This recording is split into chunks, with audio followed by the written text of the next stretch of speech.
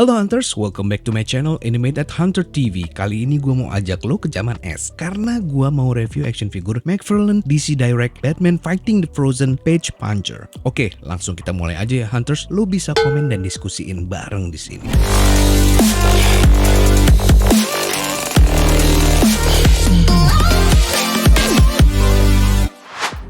Hey Hunters, sebelum gue mulai reviewnya, tolong subscribe channel The Midnight Hunter TV dan follow Instagram The Midnight Hunter. Dan yang udah subscribe, mantap. Thank you banget ya.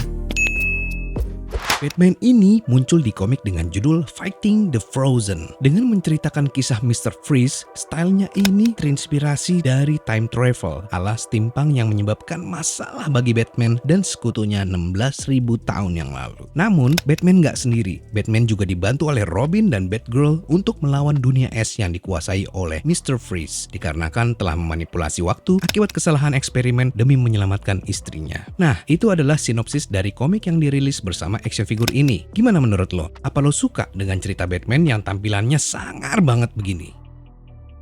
Oke, langsung aja gue mulai dari tampilan desain packagingnya dulu ya Hunters. Dari segi estetik, karena ini seri Page Puncher, tampilan packagingnya ini lebih terlihat simple tapi eksklusif dan transparan karena menggunakan blister yang cukup tebal. Dihiasi juga dengan logo DC Direct ya, bukan DC Multiverse, dan juga ada info mengenai comic book yang sudah include di dalamnya. Di bagian samping kanan kirinya cuma polos transparan aja, dan di bagian belakangnya itu ada logo DC komiknya yang gede banget. Itu karena dari back cover komiknya ya, dan juga ada info Page Puncher. Overall, dari segi estetik dan tampilan desain packagingnya, seri Fighting the Frozen ini memang oke.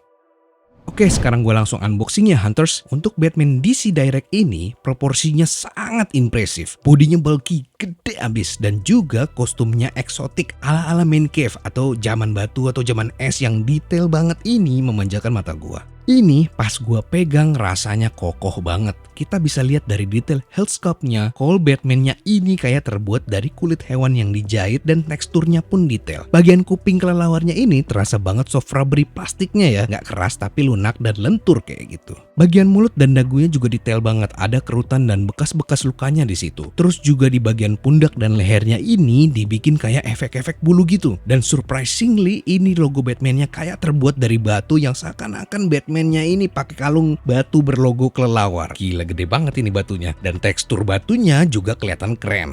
Dan juga sculpting di bodinya ini pun nggak main-main. Ada urat-uratnya gitu di bagian bahu. Skin tone-nya juga bagus banget. Ini punya detail tekstur yang cakep. Gue amazed banget sama Batman ini. Terus kita ke bagian bawah, ini bagian gauntletnya juga keren ya. Sculpting bentuk batu dan lilitan tali-tali di sini ini real banget kerasanya. Kita bisa lihat ini aksesoris di bagian pinggangnya, ini juga terlihat detail banget. Ada batu-batu yang diasah juga ditaruh dan dijadikan ornamen-ornamen di sini. Kayak zaman-zaman Mesolithikum. Ada logo Batman-nya di tengah juga terlihat seperti batu. Terus juga ini tekstur bulunya juga terlihat real dan ada tali di sini yang ini nggak bisa dicopot, tapi ini bikin kelihatan tampilannya natural. Oke, kita lihat lagi bagian belakangnya juga seperti ini ya detailnya ya. Ini ada pattern di bagian boxernya dan teksturnya juga ini kelihatan detail banget. Terus bagian kaki ke bawah dan bagian bootsnya ini juga detail. Walaupun paint jobnya flat, tapi detailnya ini bagus banget. Ada ornamen-ornamen batu di sini dan juga ada kayu di bagian lutut dan tulang keringnya. Terus untuk di bagian cape-nya ini materialnya soft plastik. Ada detail-detail jahitannya di sini. Terus juga bagian bulu-bulunya ini yang gue mention di awal juga detail. Overall untuk proporsi dan detailnya ini menurut gue ini di luar ekspektasi gua karena likeness-nya mirip seperti di komiknya ini ya Hunters. Dan oke, selanjutnya ini gue bahas artikulasinya ya. Dan untuk artikulasi bagian kepalanya kita bisa lihat ini masih seret. Jadi agak susah sedikit. Kita coba putar nih, bisa ke kanan, ke kiri. Tapi kalau untuk 360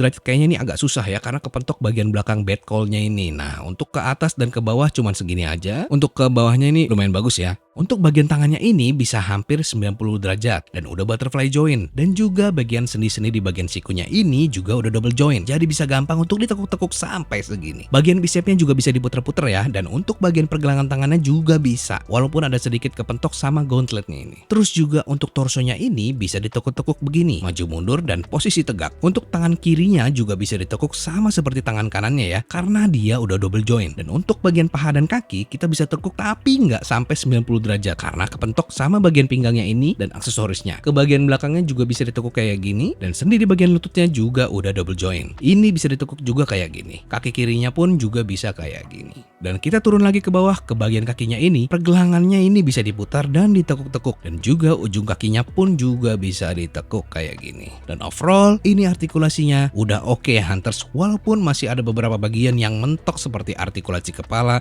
dan kaki. Tapi it's okay. Oke, kalau untuk aksesorisnya ini gue dapat 5 buah, termasuk komik Fighting the Frozen-nya juga nih. Yang pertama ini ada kapaknya nih, yang detailnya keren banget. Serasa ke zaman batu atau nonton film Apocalypto atau ke zaman Flintstone ya.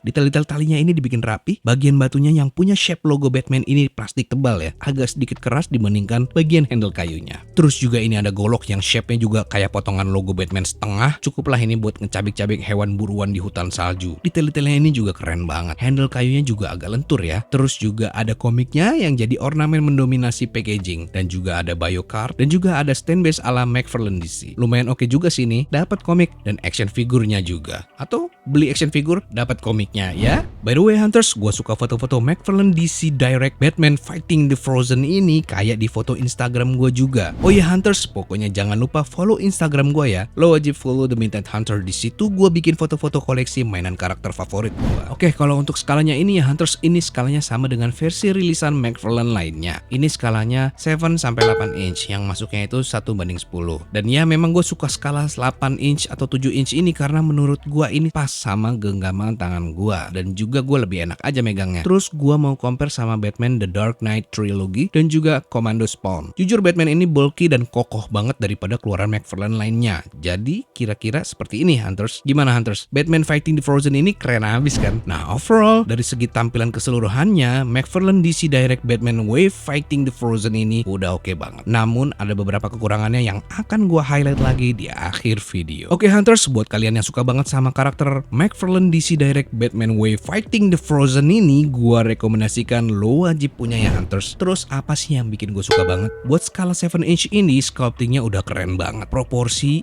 dan bodinya pun keren banget. Detail-detail, teksturnya, ornamen dan pattern lainnya pun gue suka karena superior abis. Dan juga pemilihan materialnya menurut gue ini oke. Dan terlihat jauh mendominasi dibandingkan Batman lainnya. Aksesorisnya juga keren dan dibikin detail. Dan juga tentunya lo beli action figure dan dapat komiknya juga. Namun ada juga yang gue kurang suka. Yang gue kurang suka itu di bagian kepalanya yang nggak bisa luas. Motion range-nya terbatas cuma gara-gara bagian belakang kaulnya yang juga bentuk lehernya yang kekar. Walaupun bisa diputar kanan kiri tapi nggak bisa terlalu sempurna. Dan mungkin selebihnya bisa dimainin di paint jobnya ya, biar nggak flat-flat banget. Sayang banget nih, detail-detailnya terlalu keren dan sejauh ini yang gue lihat inilah Batman yang paling gede bodinya. Dan untuk harganya ini gue beli di kisaran 600 sampai 800 ribuan ya Hunters. Dan yang pastinya ini cukup terjangkau buat lo yang mau mengkoleksi action figure McFarlane DC Direct Batman Wave Fighting the Frozen ini. Dan by the way, lo bisa cari ini di offline store atau juga online marketplace. Mungkin lo bisa dapat harga yang spesial ya. Oke Hunters, sekian aja dulu review singkat gue The Midnight Hunter TV. Lo bisa follow gue di Instagram, linknya ada di deskripsi. Dan jangan lupa subscribe channel ini,